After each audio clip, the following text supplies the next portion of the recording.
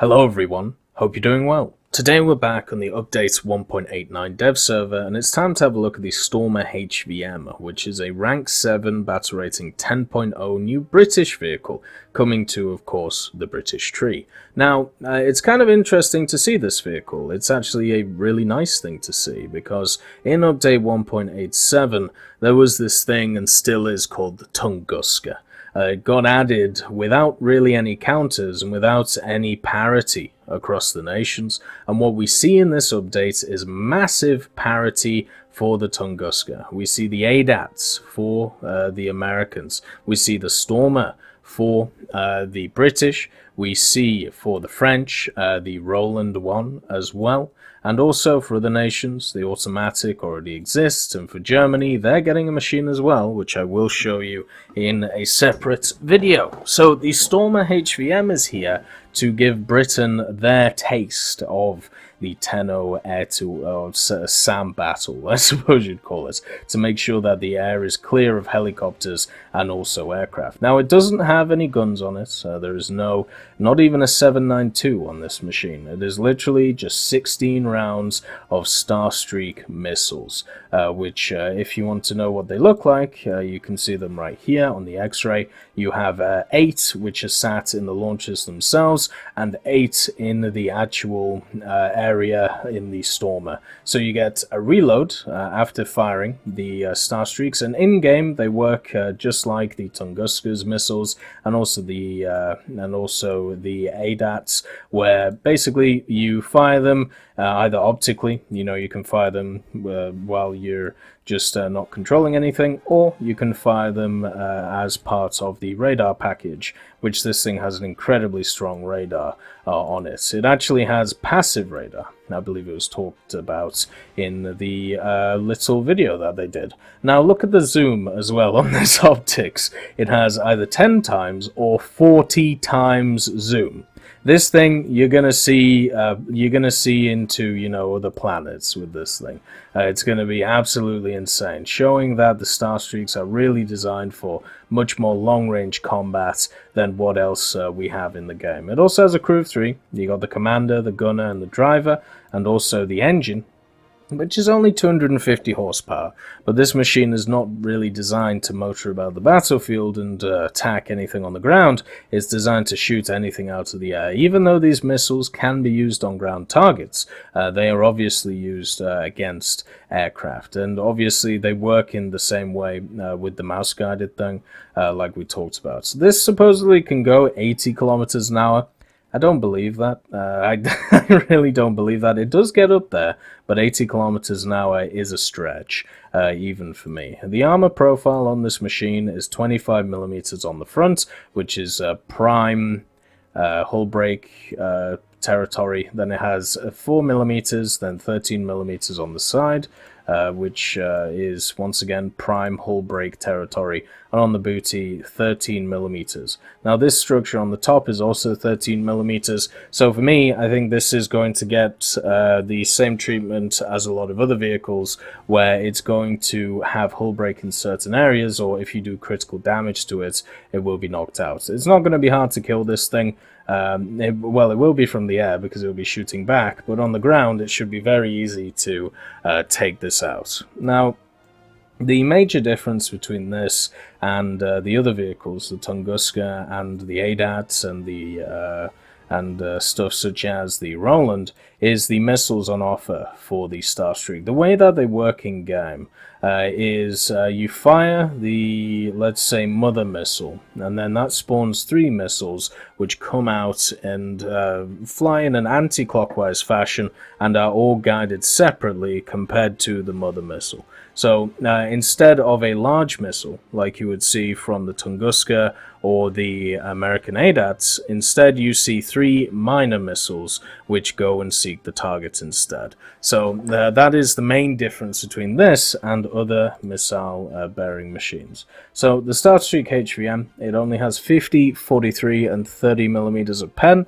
This is because it's designed to kill planes or helicopters. It also has a very high muzzle velocity, a maximum speed on trajectory I should say, 1,250 meters per second. So this is going to be incredibly fast. Then it has a firing range of 7 kilometers, meaning that pretty much everything should be in should be in range of this.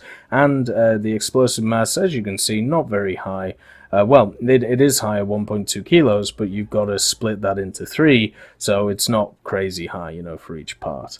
And the major upgrades for me for this is, well, it doesn't really need any. You shouldn't be engaging anything unless the battle itself is, you know, lost and they're pushing into your spawn. And also, all of your radar capabilities and your missile capabilities are their stock. So the only real upgrades, I suppose, would be the engine upgrades and the performance upgrades, because you ain't, you know, surviving anything. Now, when it comes to this being hit by anything, you know, don't get that idea out of your head right now.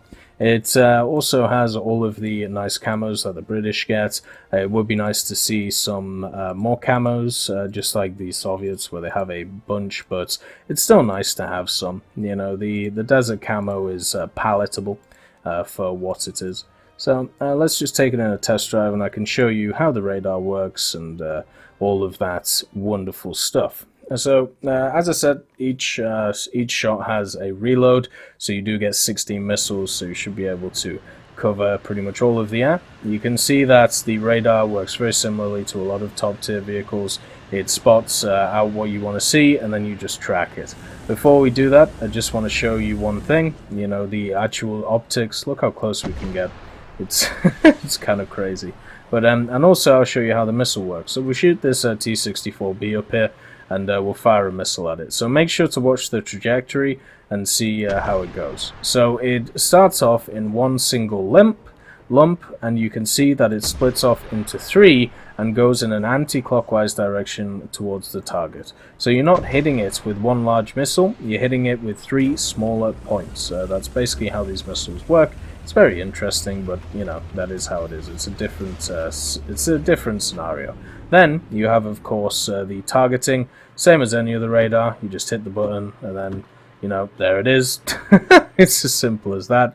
And since the zoom is so good, you can see these you can see these planes from miles away, and try and guide in the missiles. Unfortunately, I'm not very good at this, but you can understand somebody of higher caliber play being able to do this. I'm pretty sure they just went straight through. I'm not taking that. There we go, that's better.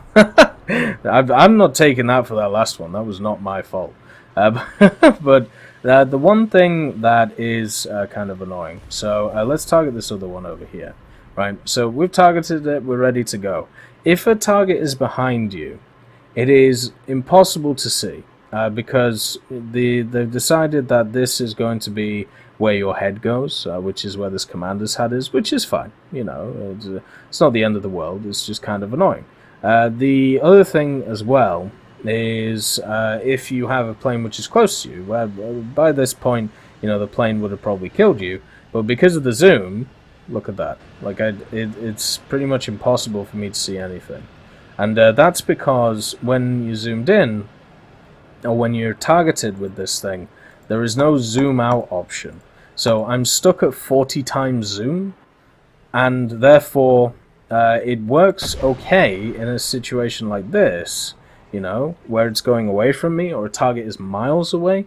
But if I'm at a target where I need to look closer, it would be nice to be able to zoom out of that situation. You can see how deadly these things are, as long as you know how to shoot them, which of course I don't fully. And it's definitely a fun little machine.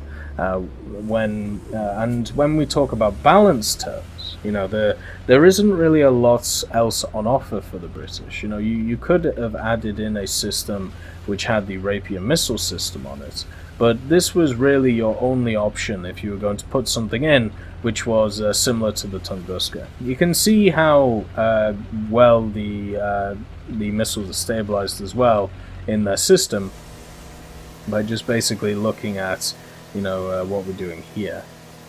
And then also as well, let's see, is there a limit? Yes, there is. So there is a limit on what you can fire these at, and it seems to be set right now to 10, but the battle mode is actually setting it to 3.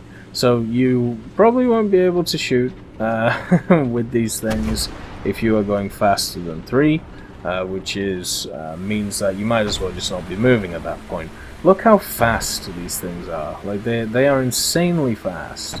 And that is obviously going to be great against helicopters. That's going to be great against incoming planes.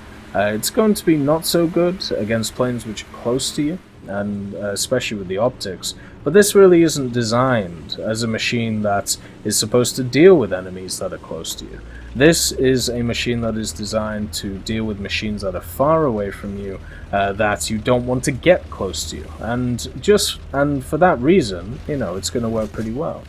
Let's see. It has sets of 2 for 4 smokes. So you basically get 2 sets of smokes with 4 each. Don't cover a huge area, but then again, this machine isn't that big, so you don't have to worry too much about covering a massive area.